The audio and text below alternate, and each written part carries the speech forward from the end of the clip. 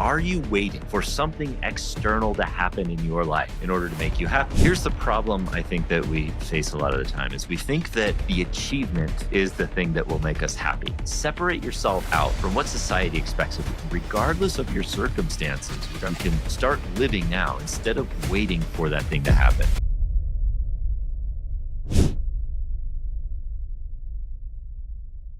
Hey everyone, welcome to Flow Over Fear. And today I want to talk about how to stop waiting and start living your life.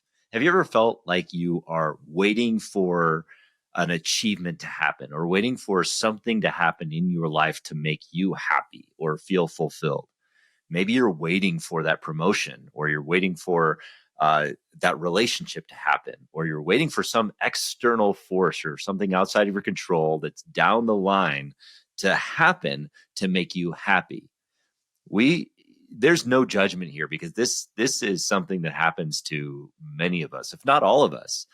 Is we dream about things, and when we dream about things, that's not the problem. Dreaming is great. But when we dream about things, a lot of times we fall into this trap of dreaming about an outcome. And when that outcome doesn't come as quickly as we want it to, or when it's not coming closer, our fulfillment, our happiness, or what we perceive as happiness tends to get tied to that outcome happening. And so when things don't unfold exactly as we want them to, in the way that we want them to, or in the direction of that dream, we get unhappy. We fall into bad habits, and even worse. I talk a lot on the show about my challenges that I've had with alcohol and with anxiety and all of that. And I talk about that as something of a cautionary tale. I talk about it a lot to help people to maybe navigate through their own challenges, and realize that there's hope beyond hopelessness. And that's one of the primary drivers that I want to get to, is that there is hope in this world, that even beyond hopelessness, and even when we're feeling at our worst, there's hope. But a lot of the reason that I share that story is as a cautionary tale, because one of the things that kept me in that disease, in alcoholism, and continued to get me down that rabbit hole where I didn't recover more quickly, was this idea that I was just waiting for a better life. I was not making it happen for myself. I thought that I was unable. I felt hopeless, in the sense that I felt like I wouldn't be able to make it happen. Right out of college, when I started college, I got a music scholarship to go to college, which was really exciting. I loved playing music. I loved playing cello when I was younger, and loved playing music. But one of the most tragic mistakes that I made was allowing myself to believe that I could never make a living as a musician. Have you ever told yourself something so terrible, like that you couldn't even though you're good at something, even though you're good enough at it to like get you into school, or you feel enough passion around it that it should drive you to want to actually do it for a living? You listen to that society message that tells us that, yeah, but that's a long shot. You could never do that, because that's not something that traditionally happens. So I quit music and stopped playing it, and as expected, I kind of fell into the bad habits of alcoholism. I felt very directionless for a very long time, and ultimately I settled on a path of taking a job, taking getting into a career, and realizing, hey, this could be a good living. This could satisfy my needs, and maybe I'll grow with the company and do that. And that was the path. And I'm not at all saying that that's a wrong path or a bad path, because for many people, and if you're listening to this and you're thinking, well, I'm happy doing that, then great. Keep doing that. That's the path that you're on. That's the path you're called to. I think that that's a beautiful thing. What I'm saying about my experience in that is it was a settling experience that I did because I felt it was safe. I felt it was a path that would generate in time a reward of some kind. But the lifestyle I was living was by no means rewarding to me. I felt out of alignment because I was settling for a job and I happened to be working in the escrow industry. And if you don't know what the escrow industry is, lucky you. I mean, lucky you for not knowing that. It's, but it's, imagine like a lot of paperwork that requires a lot of paperwork to manage that paperwork. And that's escrow. Um, and I felt like, hey, if I do my job well and I keep my nose clean, I could maybe make a middle manager position one day, kind of thing like that. But the ultimately it was just this period of time where I was waiting. I was going to work. I was shuffling the papers. I was, sending them out. I was fielding calls. I was miserable. But I was thinking, someday, and there's that 4-letter word, someday. Someday this will pay off. Someday they'll see me. Someday this will change for me. Someday those people will do this for me because I'm doing this for them. And of course, that never happened. What ultimately ended up happening was I got laid off in 2004 because that was just the direction they needed to take the company. I wasn't offering any value. I wasn't offering the right level of value that they needed for my very, very minuscule salary that I was making. And there was a lesson in that then that I didn't learn for many, many years because I was still trapped in that mindset that, as somebody that was seeking safety in a job, in a position, I was sacrificing my happiness or my fulfillment by being in that place or being in that situation just because I was waiting for somebody else to lift me up instead of lifting myself up. I wasn't in any safe position at all. One day I had a job, then I didn't have a job and I had $0. And at that very moment where I lost my job, I may as well have been a starving musician, but at least finding fulfillment in the pursuit I was making.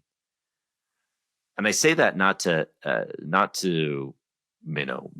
say like poor me in that situation. I use that as an example because obviously over time, over the next many years, I was able to work through a lot of my issues and discover that. But I even struggle with that to this day where, where I will choose an option or I'll look at something and I will decide that I am, going to wait for something to happen in order to be happy about it. And that's just never like really a good path. I think we have to look at ourselves now and really identify what is going to make us happy in this moment. Are we making decisions based on what our purpose is or what we're feeling called to do, what fills our cup, what fills us up, what we enjoy, where we serve in the best capacity right now? And yes, there are times where we have to delay gratification. There are many times where we have to do that in order to achieve what we want to achieve. But ultimately, it takes a lot of self-awareness to really be able to see that. And I think I want to challenge people to find that self-awareness. So my question to you is, are you waiting for something external to happen in your life in order to make you happy? Are you waiting for that thing that's going to, change your life instead of really, just identifying that for yourself? Here's the problem I think that we face a lot of the time is we think that the achievement is the thing that will make us happy. And or the thing that's down the line, the big position, the big salary. But if we can't make ourselves happy in the moment, we won't be happy when that achievement happens. And I'll bet that you can find an example in your own life where this is true. Have you ever had that situation where you were waiting for the promotion or waiting for the relationship to change or waiting for whatever it was, and you finally got to that point where something happened, a position was given to you, and if it wasn't something that was filling you up, that really filled you up to your soul, that was aligned with your core values and aligned with everything, that if it wasn't that way, then it made you happy for maybe a moment while that impulsive desire was met. And then over time, you just kind of fell back into that old feeling of discontent. That's what happens. And the pain is that when we reach that status, we find ourselves that we're still unhappy because we take ourselves with us wherever we go, right? So I want to talk about a few ways in which you can kind of change that. And regardless of your circumstances, regardless of where you're at, you can start living now instead of waiting for that thing to happen. Start living in such a way now that it makes your life different. And the first thing I would say is the first thing I want to challenge you to do is to separate yourself out from what society expects of you. When I was in college and I was playing music and I decided to quit that because I knew that it would, or I felt like I knew that it wouldn't lead to a career path that would fill me up, or to a career path that would end up being rewarding. I fell into to what I felt society's expectations were of us. Find that job, find that thing, whatever that is. And instead of looking at that, instead of looking at what society expects of you, instead know the type of person you are. This is where self-awareness comes in. What type of person are you? And this is important because you may very well be the person that wants to work in an escrow office. If that's, you may want to spend that time, you want to build the retirement, build that up, and that's okay. That's okay. Don't let me dictate for you what you should expect of yourself. Hey everyone, I interrupt this program to introduce you to a powerful tool that will help you gain clarity on your vision and accelerate your growth and achievement. If you're listening to this show, it is likely that you have an exciting vision for your life. But the problem is that we often get caught up in the day-to-day. We get distracted, we face uncertainty, overwhelm, and self-doubt. And as a result, the gap between where you are and where you want to be seems insurmountable. And that's why I created a framework for how you can turn your vision into strategic, disciplined action that will accelerate your results in the next 90 days. I call it the Vision Reflection Retreat. It is a 2-day solo excursion designed to reignite passion and adventure into your busy life and realign your focus toward your why. This is the very same framework that I use every 90 days to reflect on my own life and my vision and set my goals for the next quarter. And it has been a game changer. And the good news is that I'm giving away this Vision Reflection Retreat guidebook for free when you sign up for my newsletter. Simply go to flowoverfear.com/retreat and download your free guide and enjoy the journey. This is a self-awareness piece where you should really pull out of yourself what your core values are, regardless of who you are, regardless of what you want and where you're going. So that takes not just finding your core values, but also identifying your deepest fears. These are two very important distinctions because finding those core values tell you what you want to align with. But your deepest fears are going to tell you what you are, where you may be making decisions that are detrimental to you and keeping you, quote unquote, safe.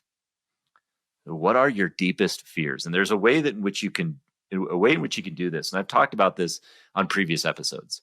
It's called fear listing. And this was an exercise that my sponsor took me through when I first got sober in AA. And he put a piece of paper in front of me that had the word fears written over the top of it. And he said, list out every single fear you have in your life. And it wasn't just so that I would say, hey, look at all these fears that I have. But in identifying those, what that did was it got all of those fears out of my head and got them onto a sheet of paper and it organized them. So the first thing of getting them out of my head and onto a sheet of paper took some of the power away from them because I named them. And then I could look through that list and I could categorize them. And I've talked at length on this show about the 3 root causes of our fears and limiting beliefs in a recent series I did, where I talked about uncertainty, overwhelm, and self-doubt. And self-doubt played a big role in most of the fear that I had. if I dug down deep and dug deeper and deeper and deeper into my root fears. And I discovered this through a lot of therapy. Therapy helps too in identifying your deepest, darkest fears. And I'm going to be quite vulnerable with you all right now and share two of my deepest, darkest fears too that have driven a lot of the decisions that I made to try to stay safe. And those fears were losing control. I feared losing control, which sounds weird coming from an alcoholic who frequently drank myself into lack of control or losing control. But in a way, it was that numbing of that part of my brain. With that, even though it kind of sounds paradoxical in a way, was almost that coping mechanism that I needed to stay out of it. But it was self-destructive, obviously. And it actually reinforced that fear in me more deeply, to the point where today I still have that deep, dark fear and I work through it. But I fear it in such a way that I don't want to lose control like that again. I don't want to lose control. It sounds like it could be a healthy fear. Maybe there's a healthy fear in there to, not want to lose control. Obviously, you want to stay within the rules, but there's an unhealthy element to it, in that I may be making decisions in my life that are not aligned with my core values because I'm trying to avoid losing control, or what I perceive to be losing control, where it becomes irrational. The second deep, dark root fear that I think has driven some decisions in my life is this fear of being a fraud. Yeah, that's right. I mean, there's a fear that I and that's rooted in similar fears as like the fear of rejection, the fear of failure, the fear of success. Yeah, that's right. I actually fear a great deal of success because it's more likely in my brain, even though this is irrational, it's more likely in my brain that I might be found out as a fraud if I'm more successful. I know, weird, right? But when you think about your deepest, darkest fears, I mean, and you start naming them and you start talking about them with somebody you trust.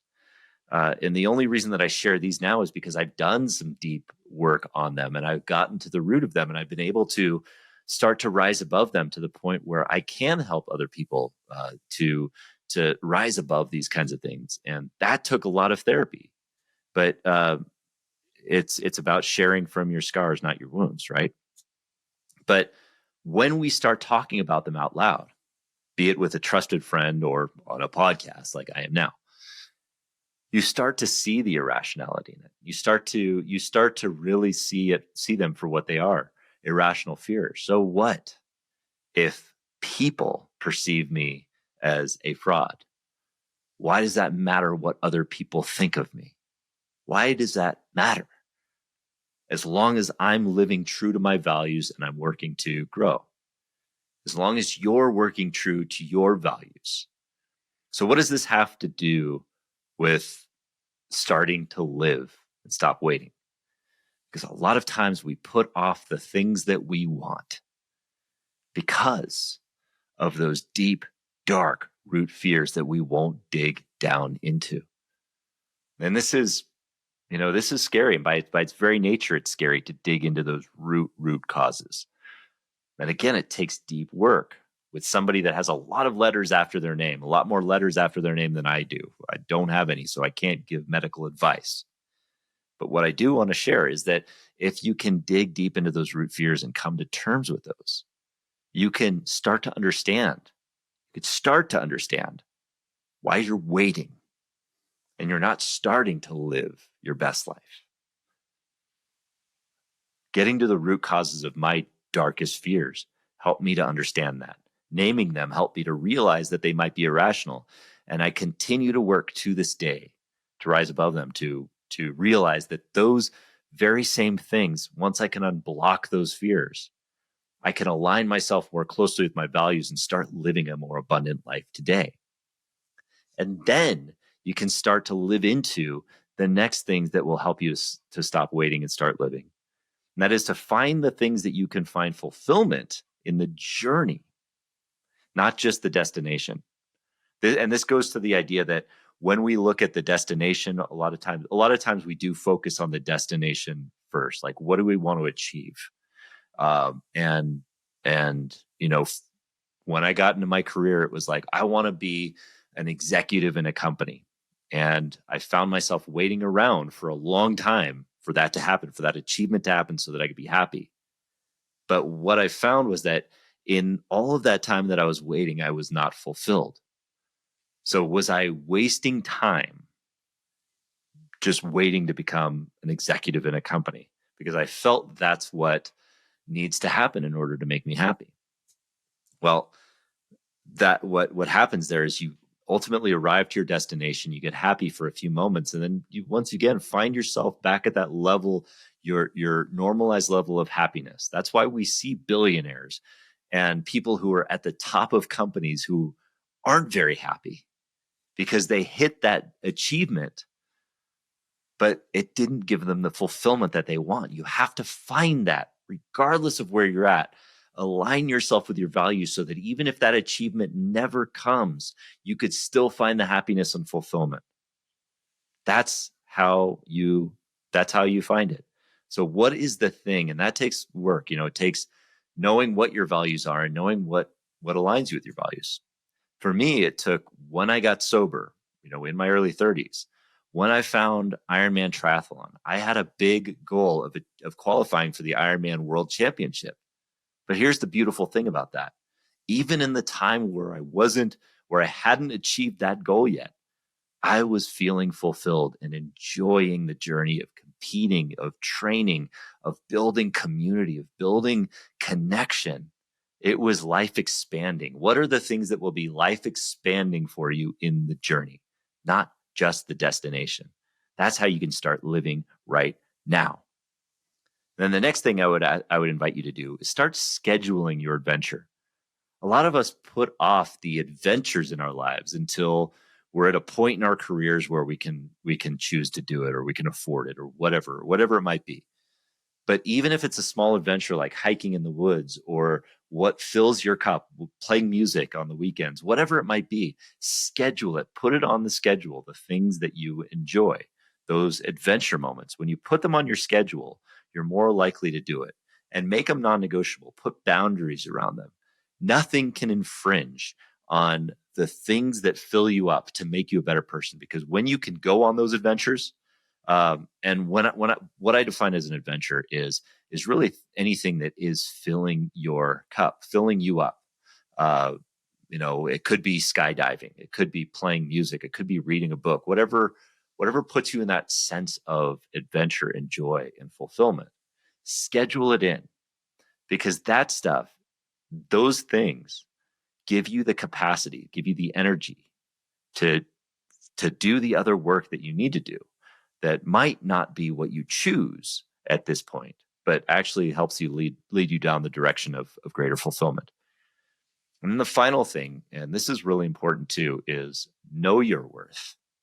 Know what your potential worth is, and then create that worth. Know what your potential worth is, and then create that worth. And I will tell you, for anybody out there, regardless of who you are, your potential worth is infinite. You have an infinite capacity to create worth, your own potential worth. You were born with worth. I mean, there's this spiritual God-given thing called grace, where we are gifted the breath of life, a heartbeat, the existence for the time that we have on this earth. And that is our worth. That is the worth that we have right now. And then we have the potential worth that we can create.